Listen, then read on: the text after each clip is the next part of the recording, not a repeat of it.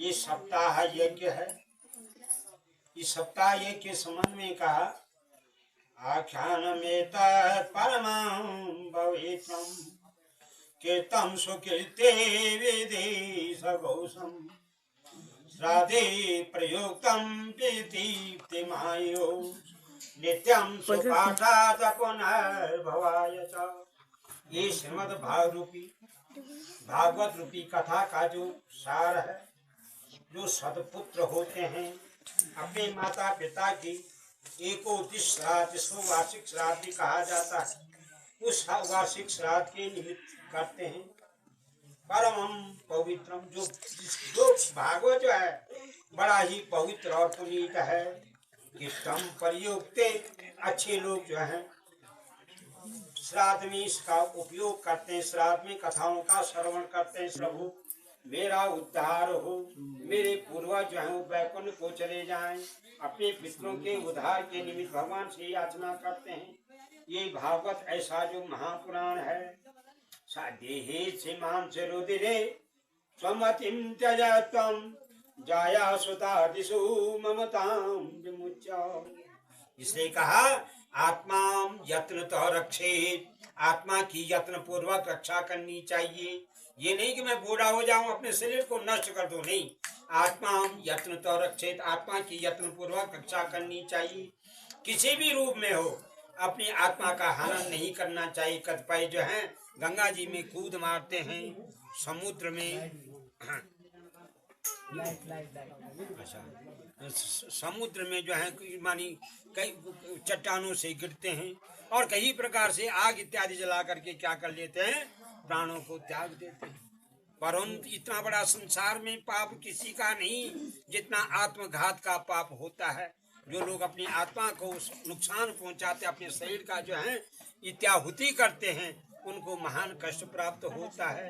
इसलिए आत्मा यत्न तो रक्षेत, आत्मा के जो है यत्न पूर्वक रक्षा करनी चाहिए। शास्त्र का ये सारा मानव शरीर अनेकों पापों से ग्रसित है, तो इसके लिए धर्मम भजस सततम त्यज लोक धर्मान, धर्म का ध्यान करो, भगवान का स्तवन करो। आप भगवान कौन है हमारे लिए? हमारी माता भगवान है, पिता भगवान है, हमको जो सदुपदेश देने वाले वो हमारे भगवान हैं, समझिए आप। और जो हमको अज्ञान रूपी अंधकार से दूर करते हैं वो ये हमारे साक्षात ईश्वर हैं। यही शास्त्रकारों ने कहा। तो कह जो अपने मन को पवित्र करता हुआ और परब्रह्म परमात्मा का ध्यान और स्तवन करता है और हमेशा संसार में सत्य बोलता है, कहीं झूठ नहीं बोलता है। न द्वेषो न रागो न मोह न लोभ तथा, न द्वेष है, न राग है, न लोभ है, न मोह है।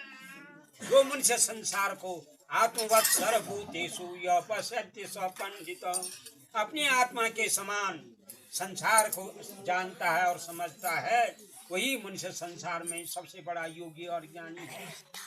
कहने का तात्पर्य ये है कि गृहस्थ आश्रम में रह करके यदि आप लोग क्षण भर के लिए, पल भर के लिए भी यदि भगवान का स्मरण करते हैं तो आपसे बढ़कर ईश्वर कोई नहीं है संसार में। क्योंकि अन्न को पैदा करने वाले आप हैं, अन्नदाता हैं। और यदि घर में कोई भूखा प्यासा आ जाए, यदि आप उसको भोजन कराते हैं, अन्न दान देते हैं, जल दान देते हैं, धन दान देते हैं, इससे बढ़कर के कौन है संसार में? पुण्यात्मा आप ही हैं। जंगल में आपको तपस्या नहीं कर सकते हैं। कहने का मतलब शास्त्रकारों ने कहा कि जब तक तुम स्वस्थ हैं तब तक परिश्रम करो और परिश्रम करके अन्न को पैदा करो और दान दो, पुण्य करो, तीर्थ करो और भगवान का नाम का उच्चारण करो। ये शास्त्रों की परिभाषा है। ये नहीं कहा कि सोए रहो, आप कहीं नहीं कहा। उद्यमेनि सिद्ध्यन्ति न कार्याणि मनोरथे नहीं सुप्त शशियस्य परवसन्ति मुखे मृगा। उद्योग के द्वारा कार्य सिद्ध होते हैं।